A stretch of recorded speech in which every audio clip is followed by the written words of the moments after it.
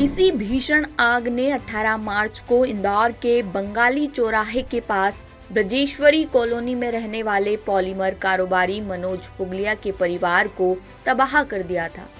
हादसे में 8 लोगों की मौत हो गई। तब कहा जा रहा था कि ईवी कार चार्जिंग पॉइंट में ब्लास्ट की वजह से हादसा हुआ, लेकिन हादसे के बाद पुगलिया परिवार के बेटे ने आरोप लगाए कि जिस वक्त हादसा हुआ उस वक्त ईवी चार्ज ही नहीं हो रही थी। उनका कहना था कि बिजली पोल में ब्लास्ट हुआ था, लेकिन बिजली कंपनी ने इस दावे को गलत बताया और अब इस भयानक अग्निकांड की गुत्थी काफी हद तक सुलझ गई है, क्योंकि बिजली कंपनी के डिजिटल डेटा बता रहे हैं कि ईवी चार्जिंग बैटरी में ही ब्लास्ट हुआ। दरअसल पुगलिया परिवार के घर में लगे स्मार्ट मीटर का डिजिटल डेटा भी सामने आया है, जो ये बता रहा है कि किस तरह ईवी कार चार्जिंग से ब्लास्ट हुआ।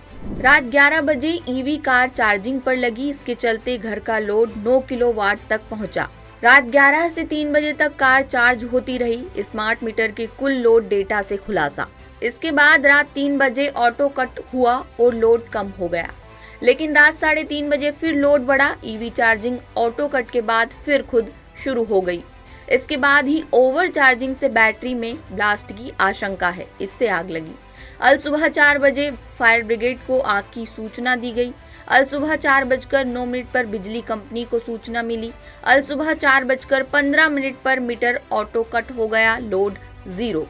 सुबह 4:28 पर ट्रांसफार्मर बंद किया गया। मनोज पुगलिया के बड़े बेटे सौरभ ने भले ही ये बात कही थी कि कार ईवी चार्जिंग पर नहीं लगी थी, लेकिन घायल हुए छोटे बेटे हर्षित ने अलग बात कही थी।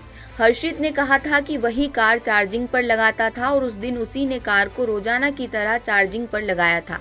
वहीं कार कंपनी के इंजीनियर और एक्सपर्ट ने भी जांच की है। उन्होंने कल पुर्जे और दूसरे सामान लिए।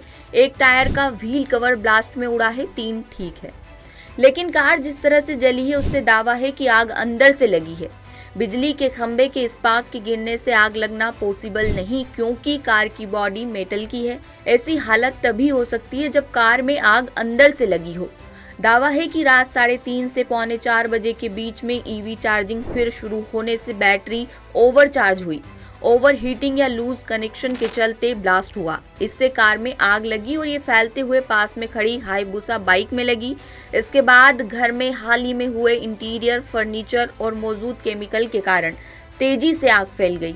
बाद में घर में रखे 2 सिलेंडर में ब्लास्ट हो गए। इससे स्थिति काफी भयावह हो गई। इंदौर से ब्यूरो चीफ संजय गुप्ता की रिपोर्ट। लेटेस्ट,